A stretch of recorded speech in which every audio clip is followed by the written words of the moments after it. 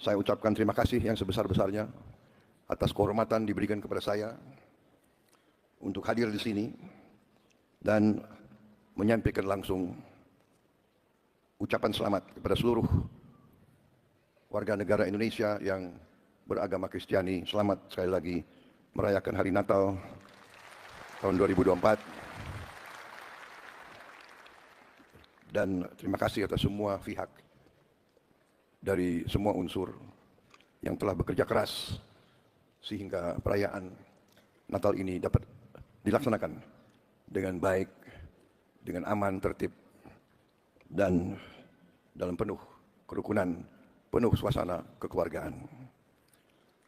Saudara-saudara sekalian,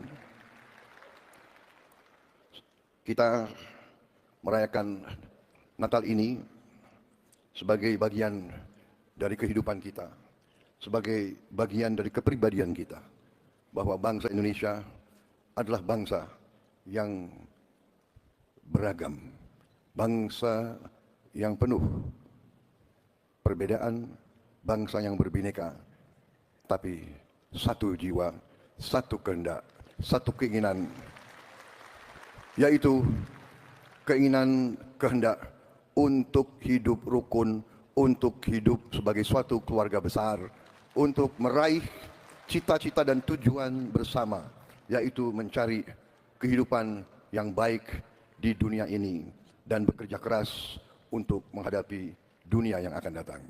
Saudara-saudara sekalian, saya juga menyapa saudara-saudara kita dari Sulawesi Utara, Nusa Tenggara Timur, dari Papua yang mengikuti acara ini melalui video conference.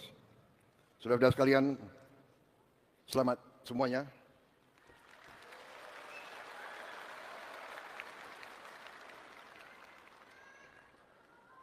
Sekali lagi, selamat Hari Natal dari saya dan saudara-saudaramu yang ada di Jakarta.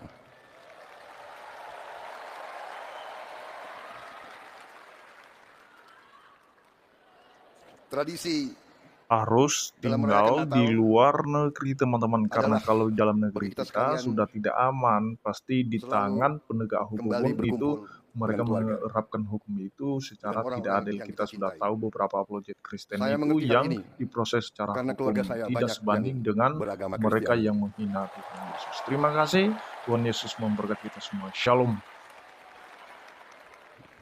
Saya juga lahir dari seorang ibu yang beragama Kristiani.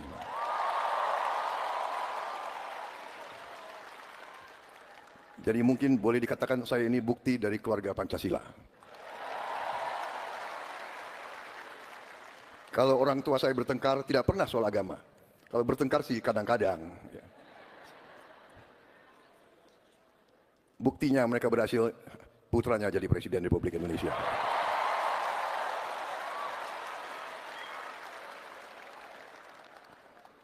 Saudara-saudara sekalian, suatu kehebatan bangsa Indonesia, suatu kecemerlangan bangsa Indonesia adalah kita bisa bersatu, kita bisa hidup rukun, Bhinneka Tunggal Ika.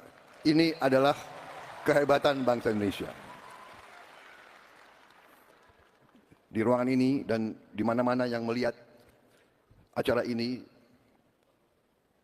pasti banyak perbedaan. Ada yang berbeda agama, berbeda suku, berbeda adat, berbeda daerah.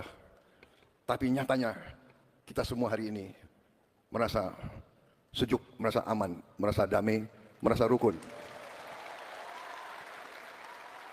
Saudara-saudara, perayaan Natal hari ini di tengah dunia yang penuh dengan pertikaian, penuh dengan ketegangan,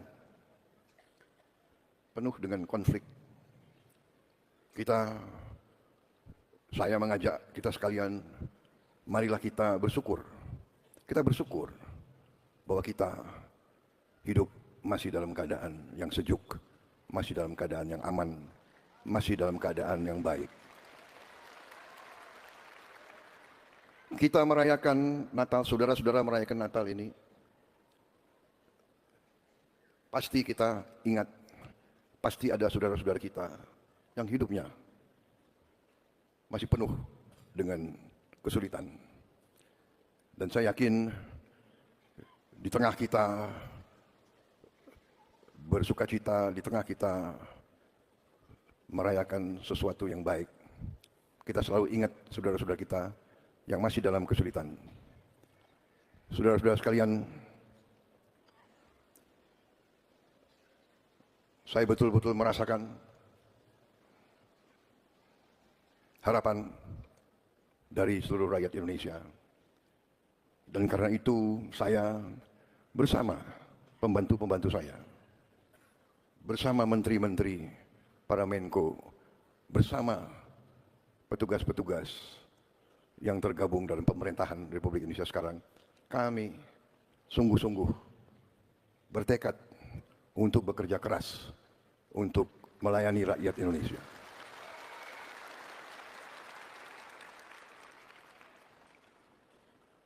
Kami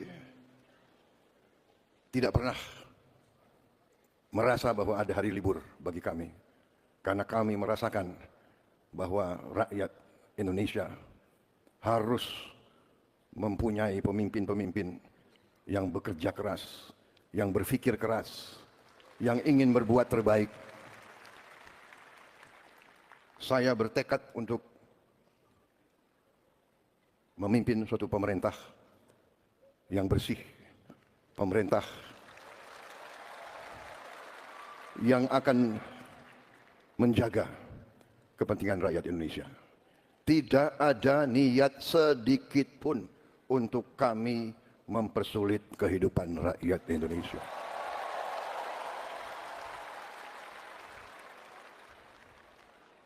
Saya sungguh-sungguh bertekad bahwa sumpah yang saya ucapkan pada tanggal 20 Oktober di hadapan Majelis Permusyawaratan Rakyat,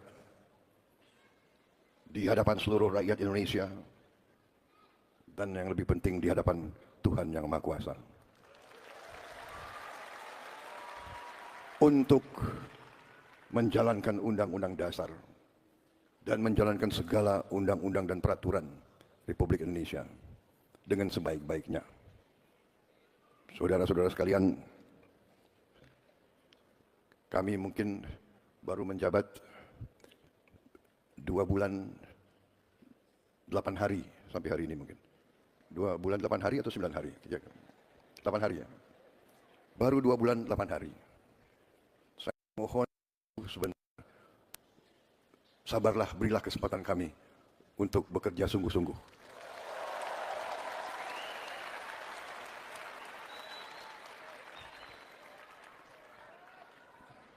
Tetapi saya sangat optimis. Saya sudah melihat angka-angka semua yang sebenarnya luar biasa. Karunia yang diberikan oleh Maha Kuasa kepada kita sekalian luar biasa. Tapi sebagaimana disampaikan tadi oleh Monsinyur Subianto, nama sama Pak,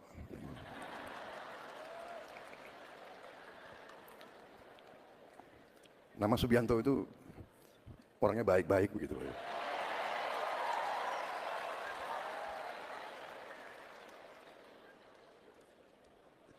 Beliau sampaikan, memang masih ada sisi-sisi gelap. Karena dalam hidup, pelajaran semua agama saya kira ya, dalam hidup ada orang yang berjalan di atas jalan yang baik, di jalan kebaikan, ya kan? Dan ada orang-orang yang memang memilih jalan yang tidak baik, jalan sisi gelap, ya kan? Ya inilah perjuangan kita, inilah tantangan kita, inilah manusia, bahwa kita harus berani menghadapi mereka-mereka yang memilih jalan di atas jalan yang tidak benar.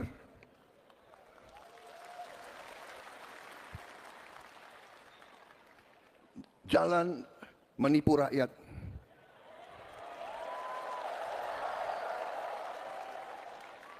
jalan korupsi, jalan nyelundup, jalan manipulasi, jalan nggak mau bayar pajak,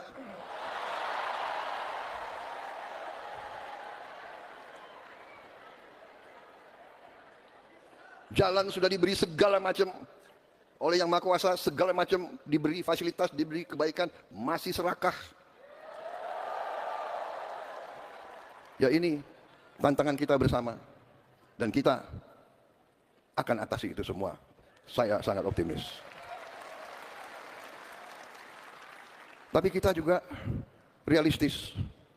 Ya, Presiden Republik Indonesia tidak punya tongkat semacam tongkat Nabi Musa, tidak punya.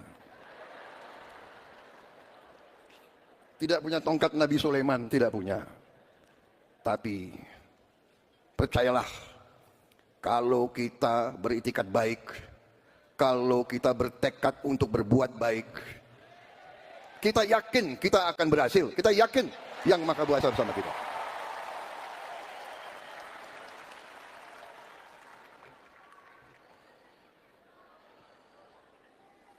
Saya terus terang aja, saya bangga dengan tim yang membantu saya.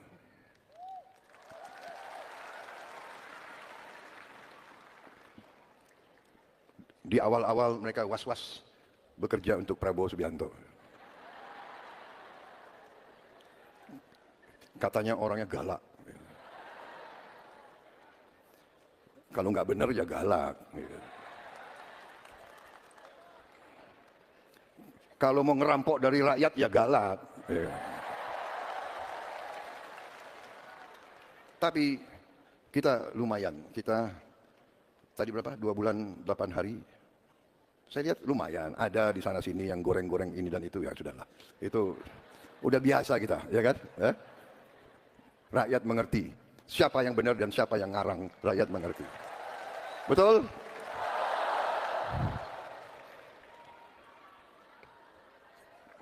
Ini pidatonya sudah dibuat bagus-bagus ini.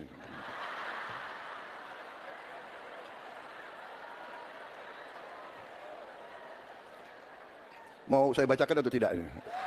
Hah? Bagaimana Monsinyur, saya bacakan atau tidak ini? Ini bagus banget nih, ini pidatonya ini. Tapi saya kira saya lebih senang, saya selalu ingin bicara dari hati saya, saudara-saudara. Saudara-saudara, dalam kesempatan ini saya mohon sekali lagi seluruh rakyat Indonesia untuk bersabar sebentar. Saya mengerti sebenarnya saudara berat sekali untuk sabar.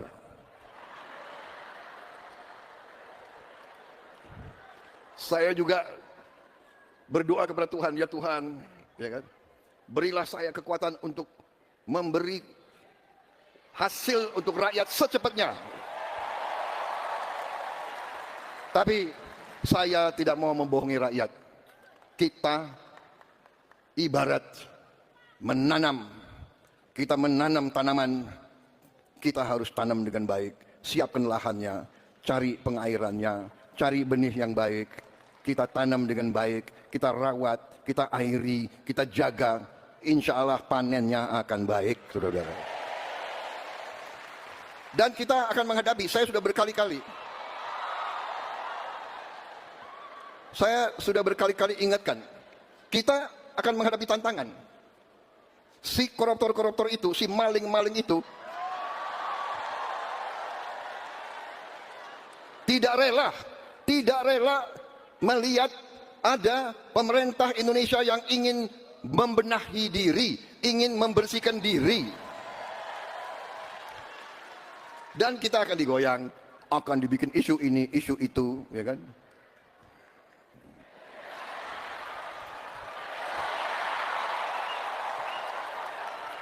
Ini karena acara Natal, banyak tokoh-tokoh agama. Saya bicaranya harus sopan.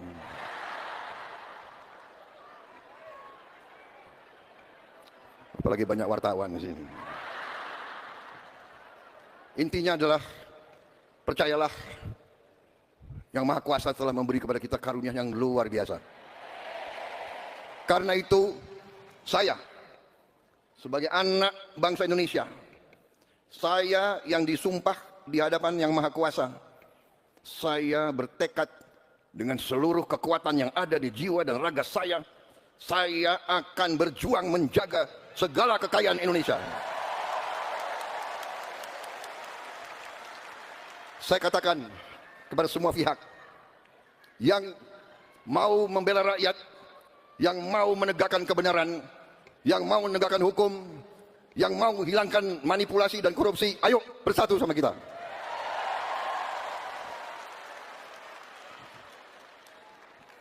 Rakyat menuntut pemerintahan yang bersih. Saya ulangi, rakyat menuntut pemerintah yang bersih.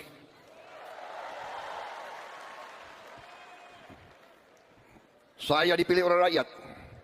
Atas nama rakyat Indonesia, saya tegaskan semua aparat pemerintah Indonesia, bersihkan dirimu masing-masing.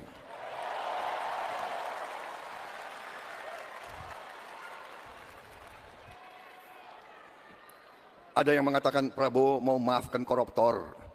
Bukan begitu. Kalau koruptornya sudah tobat, bagaimana tokoh-tokoh agama? Iya kan? Orang bertobat, tapi kembalikan dong yang kau curi. Enak aja.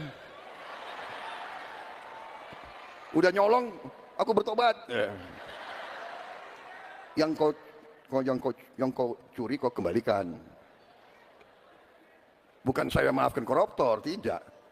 Saya mau sadarkan mereka yang sudah terlanjur dulu berbuat dosa, ya bertobatlah, itu kan ajaran agama. Bertobatlah, kasihan rakyat, kembalikan uang itu. Sebelum kita cari hartamu kemana, kita akan cari.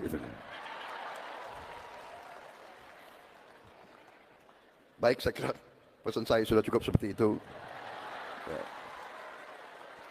Ini salah panitia ngundang saya sebetulnya.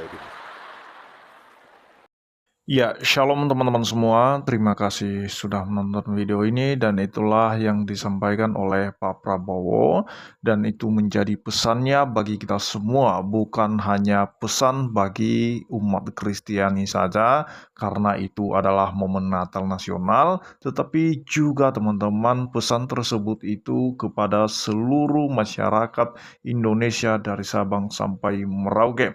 Karena kita adalah Indonesia, kita harus bersatu. Sekalipun kita menyadari bahwa dalam kondisi negara saat ini, teman-teman, itu banyak sekali permasalahan yang harus diatasi oleh pemerintahan Indonesia, khususnya Pak Prabowo dan Pak Gibran, yang dimana mereka memimpin saat ini, teman-teman, untuk membawa Indonesia lebih maju lagi, lebih bersih lagi, teman-teman. Dan kita tahu ya bahwa negara kita ini tidak memiliki satu masalah saja, tidak hanya intoleran saja, tidak hanya korupsi saja, tetapi ada masalah-masalah kejahatan lainnya teman-temannya yang harus dibersihkan, yang harus ditangani, yang harus diatasi oleh pemerintahan kita. Nah, teman-teman yang lebih mencolok di negeri ini adalah tentang tindakan intoleran teman-teman, yang dimana kaum minoritas yang selalu rumah ibadahnya dipersekusi, ibadahnya juga dibubarkan, dan bahkan kemarin sempat perayaan Natal sekalipun itu masih ada orang yang berani untuk melarang untuk melaksanakan ibadah Natal karena dinilai tidak ada izin. Nah, teman-teman, ini hal-hal yang aneh. Sebenarnya kita sebagai warga Indonesia itu kita punya hak untuk beribadah, untuk merayakan hari raya keagamaan kita, teman-teman, itu tanpa harus minta izin, teman-teman ya. Nah, ini yang selalu menjadi masalah di negara kita ini. Dan kita percaya kepada Pak Presiden Prabowo dan juga Pak Gibran, mereka pasti bisa mengatasi hal ini teman-teman. Jangan sampai kita terpecah belah oleh karena kelompok-kelompok tertentu. Setiap hak kita itu dilindungi oleh undang-undang. Demikian yang saya sampaikan, kiranya Tuhan Yesus memberkati kita semua. Shalom.